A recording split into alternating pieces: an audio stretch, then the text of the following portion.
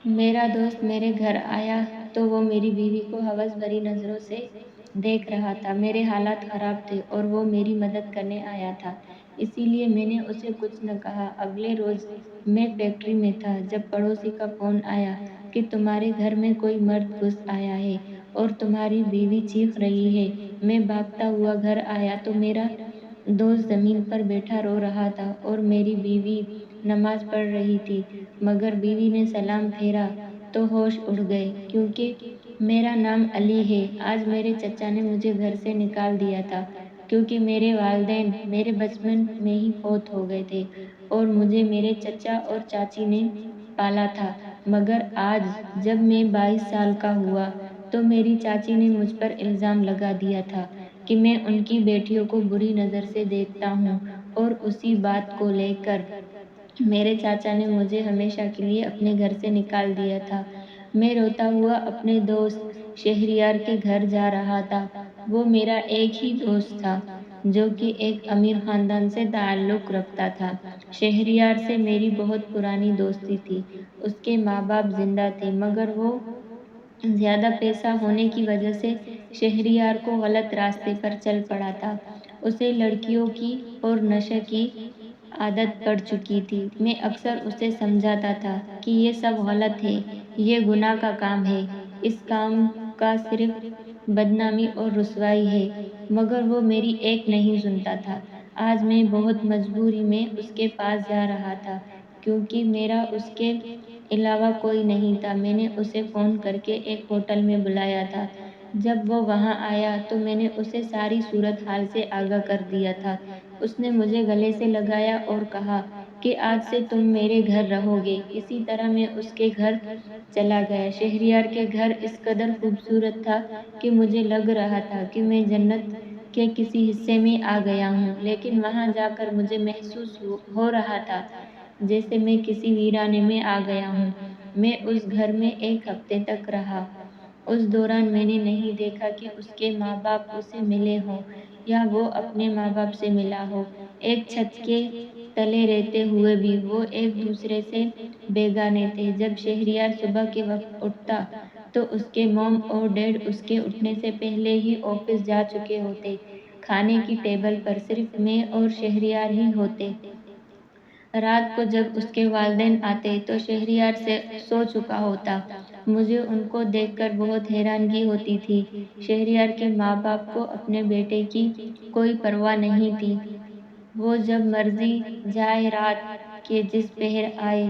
ان کو یہ تک نہیں پتا تھا کہ وہ نشے کی حالت میں لگ چکا ہے۔ میں شہریار کو بہت سمجھاتا تھا کہ تم اپنی زندگی برباد مت کرو، لیکن وہ ہر دفعہ یہ کہہ کر میری بات ٹال دیتا کہ جب میرے اپنوں کو ہی میری کوئی پرواہ نہیں تو تم کیوں میری پیچھے پڑ گئے ہو۔ میں نے کہا تم میرے دوست ہو، اچھے دوست۔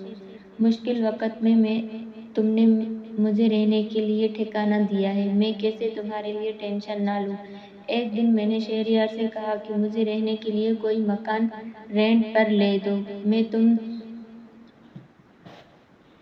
بوجھ نہیں بن سکتا۔ تو شہریار نے کہا دوست بوجھ نہیں ہوتے، پھر ہمارا یہ اتنا بڑا گھر کس وقت کام آئے گا۔ تو میں نے کہا کہ نہیں یار، میں یہاں مزید رک نہیں سکتا، چلو تم میرے ساتھ چلو، مل کر کوئی اچھا سا مکان کرائے پر ڈھونڈ لیتے ہیں۔ ہم دونوں گاڑی میں بیٹھے اور کچی بستی کی طرف چل پڑے۔ وہاں جا کر معلوم ہوا کہ اس محلے میں 2 کمروں پر مشتمل ایک مکان ہے جس میں ایک بوڑھا آدمی اپنی بیٹی کے ساتھ ایک کمرے میں رہتا ہے اور دوسرا کمرہ رینٹ کے لیے خالی ہے۔ میں اور شہریار اس بوڑھے آدمی کے گھر گئے۔ دروازے پر دستک دی تو دروازہ ایک لڑکی نے کھولا جس نے اپنا چہرہ کپڑے سے چھپایا ہوا تھا۔ جی فرمائیں، کیا کام ہے؟ میں نے کہا کہ مجھے رہائش کے لیے مکان کی ضرورت ہے، کیا میں آپ کے والد سے مل سکتا ہوں؟ تو وہ ہمیں اندر لے گئی۔ میں نے بوڑھے آدمی سے بات کی کہ مجھے رہائش کے لیے گھر کی تلاش ہے، مجھے معلوم ہوا ہے کہ آپ کے پاس رینٹ پر دینے کے لیے گھر ہے۔ تو بوڑھے نے کہا میری جوان بیٹی ہے اور میں کسی نوجوان کو اپنے گھر پر رکھنے کے حق میں نہیں ہوں۔ کمرہ کرائے پر دینا میری مجبوری ہے کیونکہ ہمارے پاس اس کے علاوہ اور کوئی چارہ نہیں۔ کمرہ کرائے پر دے کر ہی ہماری 2 وقت کی دال روٹی پوری ہوتی ہے، لیکن میں یہ کمرہ تمہیں نہیں دے سکتا۔ میں بوڑھے آدمی سے بولا، انکل آپ کو فکر نہ کریں، میں آپ کو شکایت کا موقع نہیں دوں گا۔ میں صبح کام پر جایا کروں گا اور شام کو لوٹ کر آؤں گا۔ صرف میں سونے کے لیے یہاں پر آیا کروں گا۔ وہ بوڑھا آدمی مان نہیں رہا تھا، لیکن جیسے تیسے کر کے میں نے اور شہریار نے انہیں منا لیا تھا۔ شہریار نے بوڑھے آدمی کو ایڈوانس کے طور پر کچھ رقم دی اور اگلے روز کا کہہ کر ہم واپس آ گئے، کیونکہ شہریار کے گھر پر میرا کچھ سامان اور کپڑے پڑے ہوئے تھے۔ مجھے اپنے گھر چھوڑنے کے بعد شہریار بولا، علی تم کمرے میں جاؤ، میں بس تھوڑی دیر میں آتا ہوں۔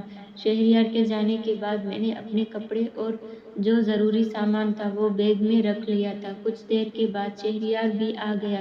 اس نے آتے ہی کھانا لگوایا۔ ہم نے کھانے کی ٹیبل پر بیٹھ کر بیٹھے تھے۔ شہریار بولا، علی تم نے دیکھا تھا اس لڑکی کو؟ میں دماغ پر زور دیتے ہوئے بولا، تم کس لڑکی کی بات کر رہے ہو؟ تو شہریار بولا، میں اس لڑکی کی بات کر رہا ہوں، وہ دیکھنے میں بہت حسین و جمیل لگ رہی تھی۔ نقاب تو اس نے ایسے کیا ہوا تھا جیسے کوئی بہت بڑی نیک پروین ہے۔ میرے ذہن میں ابھی بھی یہ بات نہیں آئی تھی کہ وہ کس لڑکی کی بات کر رہا تھا۔ مجھے سوچ میں دیکھ کر شہریار بولا، ارے یار تم ابھی بھی نہیں سمجھے کہ میں کس لڑکی کی بات کر رہا ہوں؟ میں اس لڑکی کی بات کر رہا ہوں جہاں تم نے کمرہ کرائے پر لیا ہے، اس بوڑھے آدمی کی بیٹی۔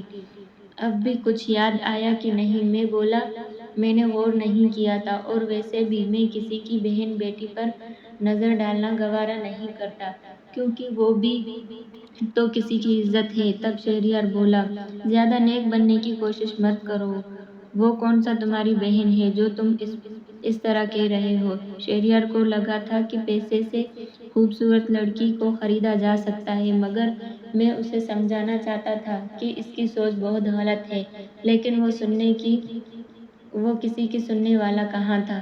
اسی رات وہ مجھے اپنے ساتھ زبردستی ایک پارٹی میں لے گیا، جہاں پر لڑکے اور لڑکیاں اکٹھے ڈانس کر رہے تھے اور لڑکیوں نے بیہودہ لباس پہن رکھا تھا۔ میں شہریار کو بتائے بغیر گھر آ گیا تھا۔ اگلی صبح میں نے اپنا سامان باندھا اور کچی بستی جہاں میں نے کمرہ کرائے پر لیا تھا وہاں چلا گیا۔ شہریار جو سو رہا تھا، میں نے اسے جگانا مناسب نہ سمجھا۔ اصل میں مجھے رات والی بات پر غصہ تھا۔ جب اسے پتا تھا کہ مجھے یہ سب پسند نہیں تو وہ جان بوجھ کر مجھے وہاں لے گیا تھا۔ میں نے وہاں جا کر دستک دی۔ دروازہ بوڑھے آدمی کی بیٹی، جس کا نام ریشما تھا، اس نے کھولا۔ اندر جانے کے بعد میں نے سلام کیا۔ مالک مکان بولا، اوپر چلے جاؤ، اوپر والا کمرہ تمہارا ہے۔ ایک کمرہ نیچے تھا اور ایک ہی کمرہ اوپر تھا۔ میں اوپر والے کمرے میں رہائش پذیر تھا۔ ایک رات میں پرسکون سو رہا تھا کہ مجھے کسی کے رونے کی آواز آنے لگی۔ میں جلدی سے اٹھا کہ شاید میں نے کوئی برا خواب دیکھا ہے، لیکن آواز تو حقیقت میں آ رہی تھی۔ جب میں نے آواز کا تعاقب کیا تو آواز نیچے سے آ رہی تھی۔ میں نہ چاہتے ہوئے بھی سیڑھی اترتے ہوئے نیچے چلا گیا۔ نیچے جا کر دیکھا تو ریشم کا بابا نیچے زمین پر بے ہوش گرا پڑا ہے اور وہ اپنے بابا کو ہوش میں لانے کی ناکام کوشش کر رہی تھی۔ میں نے ریشم کے بابا کو اٹھا کر چارپائی پر لٹا دیا۔ میں نے ریشم سے پوچھا کہ انکل کو کیا ہوا ہے؟ تب وہ آگے سے کچھ نہ بولی۔ میں نے جلدی سے شہریار کو فون کر کے بلایا اور ہم دونوں ریشم کے بابا کو گاڑی میں لٹا کر اسپتال لے گئے۔ ریشم کے بابا کی طبیعت بہت نازک تھی، انہیں ہارٹ اٹیک آیا تھا۔ ڈاکٹر نے کہا کہ انہیں 3 دن اسپتال میں ہی رکھنا ہوگا۔ شہریار انہیں ایڈمٹ کروانے کے بعد اسپتال سے چلا گیا اور جاتے ہوئے وہ مجھے ریشم کے بابا کے علاج کے لیے کچھ رقم بھی دے کر گیا، کیونکہ میرے پاس تو اس وقت کچھ بھی نہیں تھا۔ وہ رات میں نے اسپتال میں اکیلے ہی گزاری۔ میں سوچ رہا تھا کہ اگر آج ان کا کوئی بیٹا ہوتا تو وہ میری جگہ کھڑا ہوتا۔ ریشم، جو کبھی گھر سے باہر نہیں نکلی تھی، وہ اسپتال بھی نہیں آئی تھی، کیونکہ وہ پردے کا خاص اہتمام کرتی تھی۔ وہ رات اسپتال میں گزارنے کے بعد اگلے دن صبح گھر گیا تو ریشم بہت گھبرائی ہوئی تھی۔ میں نے اس سے کہا کہ فکر نہ کریں، آپ کے بابا بالکل ٹھیک ہیں، انشاءاللہ کل یا پرسوں تک ڈاکٹرز انہیں اسپتال سے ڈسچارج کر دیں گے۔ میری بات سننے کے بعد وہ کمرے میں چلی گئی اور پھوٹ پھوٹ کر رونے لگی۔ میں کپڑے تبدیل کرنے کے بعد نیچے آیا اور ریشم سے بولا کہ وہ دروازہ بند کر لے، میں اسپتال جا رہا ہوں۔ میں نے اتنی سادہ اور پاکیزہ لڑکی اپنی زندگی میں نہیں دیکھی تھی۔ شاید یہ ریشم کے والد افضل صاحب کی تربیت کا ہی اثر تھا کہ وہ کسی غیر مرد سے بات نہیں کرتی تھی۔ اگر کسی غیر مرد کے سامنے جاتی بھی تو پردے میں جاتی۔ میں اسپتال پہنچا تو مجھے پتہ چلا کہ افضل صاحب کی طبیعت بہت نازک سے نازک ہوتی جا رہی ہے۔ ڈاکٹر نے فوراً آپریشن کا کہا تھا۔ ڈاکٹر نے مجھ سے پیپر پر سائن لیے اور آپریشن کی تیاریاں کرنے لگے۔ افضل صاحب کا آپریشن شام کے 5 بجے ہوا۔ ڈاکٹر سے اجازت لینے کے بعد میں ان کے کمرے میں ان سے ملنے گیا تو میں نے دیکھا کہ ان کی آنکھوں میں آنسو تھے۔ وہ مجھ سے کچھ کہنے کی کوشش کر رہے تھے لیکن الفاظ ان کا ساتھ نہیں دے رہے تھے۔ وہ مجھ سے بولے، میری بیٹی کا دھیان رکھنا۔ میرے علاوہ اس دنیا میں ریشم کا کوئی نہیں ہے اور مجھے نہیں لگتا کہ میں جی پاؤں گا۔ مجھے اپنی زندگی ختم ہوتی ہوئی محسوس ہو رہی ہے۔ میں نے کہا کہ انکل ایسی بات نہیں کرتے، اللہ تعالیٰ آپ کو صحت دے، آپ ٹھیک ہو جائیں گے۔ تب وہ بولے، مجھے ایک دفعہ میری بیٹی سے ملوا دو، میں آخری دفعہ اسے دیکھنا چاہتا ہوں۔ تم ابھی جا کر اسے لے کر آؤ، کیا پتہ سانسوں کی ڈور کب چھوٹ جائے۔ میں سر ہلاتا ہوا کمرے سے باہر آ گیا۔ اسپتال کے باہر سے میں نے رکشہ لیا اور گھر پہنچ گیا۔ گھر پہنچ کر میں نے ریشم سے کہا کہ وہ جلدی سے تیار ہو جائے، اس کے بابا اس سے بلا رہے ہیں۔ ریشم بڑی معصومیت سے بولی، لیکن میرے بابا تو کہا کرتے تھے کہ اچھی بیٹیاں گھر سے باہر قدم نہیں رکھتی۔ میں نے کہا، ریشم یہ وقت ان باتوں کا نہیں ہے، انکل کی طبیعت بہت نازک ہے، وہ تمہیں یاد کر رہے ہیں، وہ تم سے ملنا چاہتے ہیں۔ تب ریشم نے جلدی سے بڑے سے کالے رنگ کی چادر اوڑھی اور میرے ساتھ اسپتال جانے کے لیے چل پڑی۔ میں ریشم کو اپنے ساتھ افضل صاحب کے کمرے میں لے گیا۔ افضل صاحب ریشم کو دیکھ کر اٹھنے کی کوشش کرنے لگے۔ تب میں انہیں کندھے سے پکڑ کر کہا، انکل آپ آرام کریں۔ ریشم کو دیکھ کر وہ رونے لگے تھے۔ ریشم بولی، بابا مجھے امید ہے کہ آپ جلد ٹھیک ہو جائیں گے۔ افضل صاحب بولے، مجھے اپنی طبیعت کی فکر نہیں ہے، مجھے فکر ہے تو تمہاری ہے کہ میرے بعد تمہارا کیا بنے گا۔ ریشم خود بھی رونے لگی۔ وہ بولی، بابا کیسی باتیں کر رہے ہیں، اللہ آپ کو صحت دے گا، آپ کے بغیر تو میں جینے کا تصور بھی نہیں کر سکتی، کیونکہ آپ ہی میرا واحد سہارا ہیں۔ افضل صاحب نے کہا، پتہ ہے کہ تم ایک نہایت شریف لڑکے ہو، اسی لیے آج میں اپنی امانت تمہارے حوالے کر کے جا رہا ہوں۔ جب تم میرا اتنا خیال رکھ سکتے ہو تو میری بیٹی کا تو مجھ سے بھی بڑھ کر رکھو گے۔ تم دونوں ایک دوسرے کا سہارا بننا، کیونکہ نہ تو تمہارا کوئی ہے اور نہ میری بعد میری بیٹی کا کوئی ہوگا۔ کیا تم میری بیٹی سے نکاح کرو گے؟ میں ان کی بات سن کر عجیب کشمکش میں پڑ گیا تھا، کیونکہ نہ تو اس وقت میرے پاس کوئی ڈھنگ کا کام تھا اور نہ رہنے کے لیے اپنا کوئی ذاتی گھر۔ میں افضل صاحب سے بولا، انکل آپ جانتے ہیں کہ میرے پاس کوئی اچھا کام نہیں ہے اور نہ ہی میرا اپنا ذاتی کوئی مکان ہے۔ تب وہ کہنے لگے، بیٹا جس گھر میں تم رہتے ہو یہ گھر میں نے ریشم کے نام کیا ہوا ہے، شادی کے بعد وہ گھر تمہارا ہو جائے گا اور کام تو تم ڈھونڈ ہی رہے ہو وہ بھی تمہیں مل جائے گا۔ افضل صاحب کے بہت اصرار کرنے پر میں نے حامی بھر لی، اسی لیے نہیں کہ مجھے گھر مل رہا تھا بلکہ اس نیت سے کہ مجھے اور ریشم دونوں کو ایک دوسرے کا سہارا مل جائے گا۔ اسی وقت افضل صاحب نے مولوی کو بلوایا اور گواہوں کی موجودگی میں میرا اور ریشم کا نکاح کروا دیا گیا۔ نکاح کے بعد میں ریشم کو گھر چھوڑنے کے لیے گیا۔ میں رات بھر کا جاگا ہوا تھا۔ تب میں کچھ دیر آرام کرنے کے لیے اوپر والے کمرے میں چلا گیا۔ جب میں اٹھا تو ریشم نے میرے لیے تازہ تازہ روٹی بنائی اور کھانا دینے کے لیے اوپر کمرے میں آئی۔ میں اپنے دھیان میں بیٹھا ہوا تھا، وہ دروازے پر کھڑی ہو کر بولی کہ میں آپ کے لیے کھانا بنا کر لائی ہوں۔